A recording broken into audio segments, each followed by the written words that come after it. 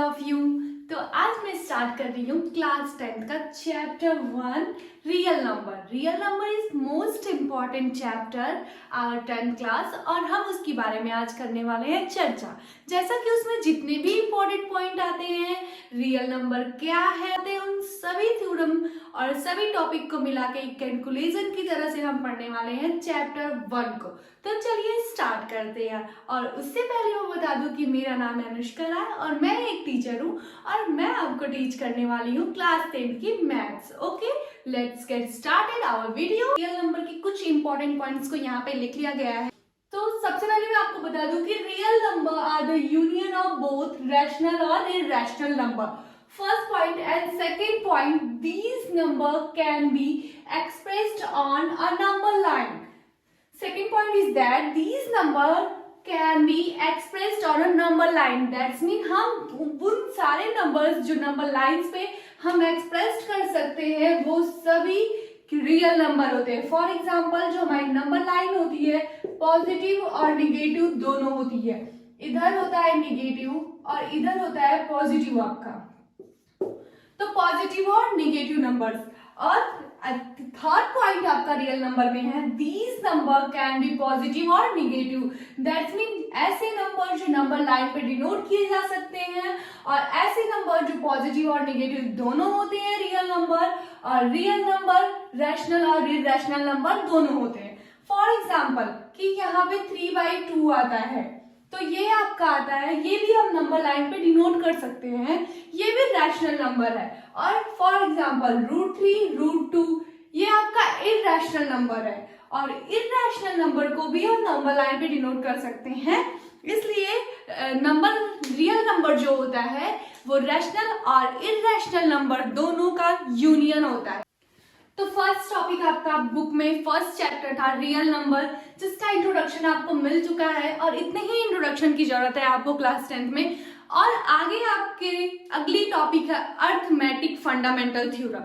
तो चलिए आगे हम बात करते हैं अर्थमेटिक फंडामेंटल थ्योरम के बारे में, जो कि आपके बुक में second topic. Fundamental theorem of arithmetic बहुत ही इजी थ्योरम है, इसमें आप बहुत ही आसानी से कर सकते हैं। इसका सिंपल सा कॉन्सेप्ट है, कंपोजिट नंबर को प्राइम फैक्टराइजेशन प्रोडक्ट में लिख देना ही अर्थमेटिक फंडामेंटल थ्योरम को सेटिस्फाइड करता है। तो चलिए अब हम इसके डिफिनेशन को लिखते हैं और समझते हैं कि फंडामेंटल अर्थमेटिक थ्योरम में आखिर होना क्या है, आगे क्या चीजें हैं उसमें। Composite number can be written as a product of primes in one and only one way. That's mean कि फंडामेंटल अर्थमेटिक थ्योरम कहती है कि वो सभी कंपोजिट नंबर जो प्राइम फैक्टराइजेशन मेथड के प्रोडक्ट रूप में लिखे जाते हैं वही अर्थमेटिक फंडामेंटल थ्योरम के अंतर्गत आते हैं। दैट्स मीन्स उसके अंदर आते हैं।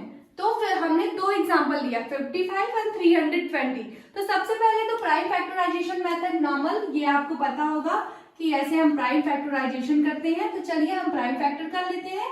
5 का करते हैं 5 1 जा 5, 5 1 जा 5, 11 1 जा 11। ये आपका प्राइम फैक्टराइजेशन मेथड से 55 का निकला है 11 इंटू 5। अब हम कर लेते हैं 320 का। 320 के प्राइम फैक्टराइजेशन होंगे 320। 2 से सबसे पहले हम करेंगे 2 1 जा 2, 2 6 जा 12 एंड 0 लिख लेंगे, एंड 2 8 जा 16 एंड 0, एंड 2 4 जा 8 एंड 0, and 2 2 जा 4 and 0, and 2 1 जा 2 and 0, and 2 5 जा 10 and 5 1 जा 5। ये हमारा 320 का प्राइम फैक्टर हुआ।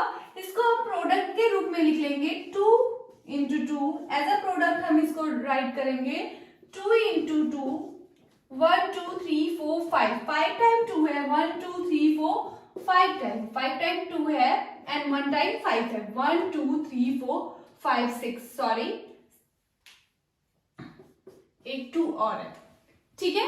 तो यही है हमारा फंडामेंटल अर्थमेटिक थ्योरम, जिसमें ये कहता है किसी भी कंपोजिट नंबर को प्राइम प्रोडक्ट रूप में लिखना ही आपका फंडामेंटल अर्थमेटिक थ्योरम कहलाती है। तो ये टॉपिक आई होप आपको अच्छे से समझ आई होगी। अब आपकी सेकेंड टॉपिक को हम लेते हैं। Let's start. कि ये नेक्स्ट टॉपिक है और ये मोस्ट इम्पॉर्टेंट टॉपिक है आपके। ये जो टॉपिक है इतनी ज्यादा इम्पोर्टेंट है कि ये अच्छे अच्छे एग्जाम्स में भी आपसे पुट किए जाते हैं। और ये एलसीएम और एचसीएफ में रिलेशन फाइंड करने के लिए आपका एक है फॉर्मूला। वो फॉर्मूला ये कहता है कि फर्स्ट नंबर, क्योंकि एचसीएफ और एलसीएम अगर आपको फाइंड करना है तो दो नंबर आपके पास एटलीस्ट होते ही है। दो नंबर के ही आप एलसीएम और एचसीएफ फाइंड करते हैं, सिंगल नंबर के आप एलसीएम और एचसीएफ फाइंड नहीं करते हैं। तो first number into second number is equal to first number into second number is equal to LCM into HCF। ये कभी कभी आप क्वेश्चन लगाते समय भी प्रूफ किए होंगे, एकदम इजी सा है। First number into second number LCM and HCF। For example आप अगर ले ले 22 फर्स्ट नंबर ले ले और 4 ले ले आप सेकेंड नंबर। आपने दो नंबर लिया, 22 first number and 4 second number, जिसमें आपको कोई एक चीज इसमें से बता दे, एलसीएम बता दे या फिर एचसीएफ, कोई भी एक चीज आपको बता दे। सबसे पहले तो हम कैलकुलेट करने में अगर आपको प्रॉब्लम हो तो आप इसको 8 ले लीजिए, 8 एंड 4। आप दो नंबर ले लीजिए एग्जाम्पल के तौर पे 8 एंड 4, और इसका सबसे पहले आप एलसीएम निकाल लीजिए और एचसीएफ निकाल लीजिए। तो सबसे पहले हम 8 एंड 4 का अगर एलसीएम और एचसीएफ करते हैं तो 2 4 जा 8 एंड 2 2 जा 4 एंड 2 1 जा 2 एंड 4 को ले लीजिए, 2 2 जा 4 2 1 जा 2। तो सबसे पहले इसमें आपका एलसीएम क्या होता है, सेम मिलता है, यहाँ पे 2 2 का प्रोडक्ट आपको मिलता है, तो आपका एचसीएफ होता है 2 इंटू 2 इज इक्वल टू 4। आपका एचसीएफ हो जाता है 4। तो 4 अगर आपका एचसीएफ, इस क्वेश्चन में अगर एक क्वेश्चन आपको मिलता है जिसमें फर्स्ट नंबर ये होता है, सेकेंड नंबर ये होता है और एचसीएफ आपको दे देता है 4, तो एलसीएम आपको फाइंड करना है। तो आप इस फॉर्मूले के अकॉर्डिंग फाइंड कर लेंगे। इस फॉर्मूले के अकॉर्डिंग आप लिखेंगे first number 8 into second number 4 equal to LCM आपको फाइंड करना है और मिला क्या है आपको, एचसीएफ 4। तो HCF 4 को आप इधर ट्रांसफर कर देंगे, इधर ट्रांसफर कर देंगे 4 को आप 8 into 4 upon 4 equal to LCM। Okay, cancel out हो गया और आपको LCM क्या मिला, 8, जो कि आपको यहां से भी मिलता है। यहां से आप अगर चेक करना चाहे तो 2 2 जा 4, 4 2 जा 2 2 4, 2 इंटू 2 इंटू 2, 2 2 जा 4, 4 2 जा 8, ये भी आपका LCM होता है। तो ये आपका सेकंड टॉपिक था और इससे रिलेटेड क्वेश्चन बहुत से एग्जाम्स में पूछे जाते हैं और आपके बोर्ड एग्जाम में भी रहेंगे कि एचसीएम और एलसीएम में रिलेशन कोई भी एक दे देगा, फर्स्ट सेकंड नंबर आपके पास रहेगा ही रहेगा और उसमें से कोई एक नंबर दे देगा, या एचसीएम बता देगा या एलसीएम बता देगा, और आपको उसमें से फाइंड करना होगा कि क्या वैल्यू आती है नेक्स्ट जो अनफाइंड है। तो आई होप ये आपको समझ आ गया होगा। तो अब एक बड़ा ही इंपॉर्टेंट सा आपके रियल नंबर का और क्वेश्चन है और उसके बाद हमारी ये चैप्टर समाप्त हो जाएगा और सेकंड चैप्टर पे हम बात करेंगे। सेकंड टॉपिक है prove root 2 is irrational number. तो सबसे पहले हमें प्रूव करना है कि रूट 2 इररेशनल नंबर है। तो सबसे पहले हम अज्यूम करेंगे कि रूट 2 जो है रैशनल नंबर है। Assume that root 2 is rational number.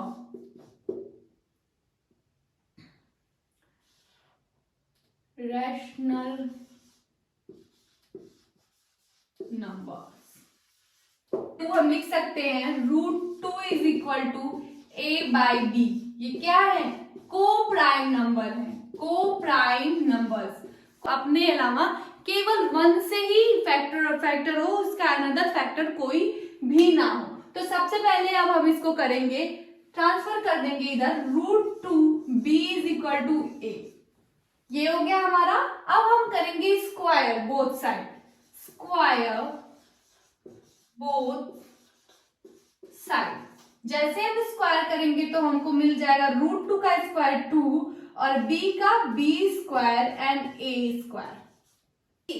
A square किससे डिविजिबल होगा, 2b स्क्वायर से, 2 से भी डिविजिबल हो सकता है, b स्क्वायर से भी डिविजिबल हो सकता है। तो हमने ले लिया ए स्क्वायर इज डिविजिबल बाय 2। हमने कहा कि ए स्क्वायर 2 से भी डिविजिबल हो सकता है क्योंकि वो उसके डिविजिबल में आ रहा है, तो दैट्स मीन वो डिविजिबल होगा। A square is divisible by 2, that's mean अगर ए स्क्वायर 2 से डिविजिबल हो तो ए ऑब्वियसली 2 से डिविजिबल होगा, तो ए इज ऑल्सो डिविजिबल बाय 2। ये हमारा फर्स्ट कैलकुलेशन निकल के आ गया है, इसे आप नोट करके रखिए। और ऊपर हम चलते हैं सेकेंड पॉइंट पे। ये हमने फर्स्ट लाइन यहाँ पे लिख दिया है 2b square is equal to a square is divisible by 2, a is also divisible by 2। तो हम यहाँ पे ले सकते हैं 2c equal to A. c जो है यहाँ पे कोई भी इंटीजर है, c इज एन इंटीजर। ये आपको अपने से कोई भी नंबर ले लेना है और हम इसका भी करेंगे स्क्वायर बोथ साइड हमें करने पे हमें मिलेगा 2c का स्क्वायर एंड a स्क्वायर, और a स्क्वायर की वैल्यू हमारे फर्स्ट कैलकुलेशन में क्या मिली है 2b स्क्वायर। तो हम यहाँ पे लिखेंगे 2c square is equal to 2b square. Understand, 2b square. अब 2b स्क्वायर एंड 2c का होल स्क्वायर है तो ये निकल के आएगा 4c square and 2b square. तो 2 और 4 से कैंसिल आउट हो रहा है, तो 2 1 जा 2, 2 2 जा 4, ये हमारा हो जाएगा 2c square is equal to b square. इसका कैलकुलेशन निकलता है b square is divisible by 2 and b is also divisible by 2 and b is also divisible by 2। तो अब ये हमारा निकल आया सेकेंड कैलकुलेशन, और फर्स्ट एंड सेकेंड कैलकुलेशन को कंपेयर करने से हमें पता चलता है कि ये केवल 1 से ही फैक्टर नहीं हो सकता है, 2 उसका एक अनदर फैक्टर भी आ रहा है। तो हमने दो कैलकुलेशन निकाले, दो कैलकुलेशन के अकॉर्डिंग हमने कह दिया कि a and b having another factor 2, so this contradiction is arise because of our wrong assumption, root 2 is irrational number। तो जैसा कि हमने अज्यूम किया था कि रूट 2 रैशनल नंबर है और हमारा अजम्पशन क्या हुआ, रॉन्ग निकला, जिसकी वजह से हम कह रहे हैं कि रूट 2 इज इरैशनल नंबर। तो ये था आपका पूरा रियल नंबर चैप्टर, और इसमें की कुछ टॉपिक्स को हमने इंट्रोडक्शन वीडियो में कवर कर लिया है।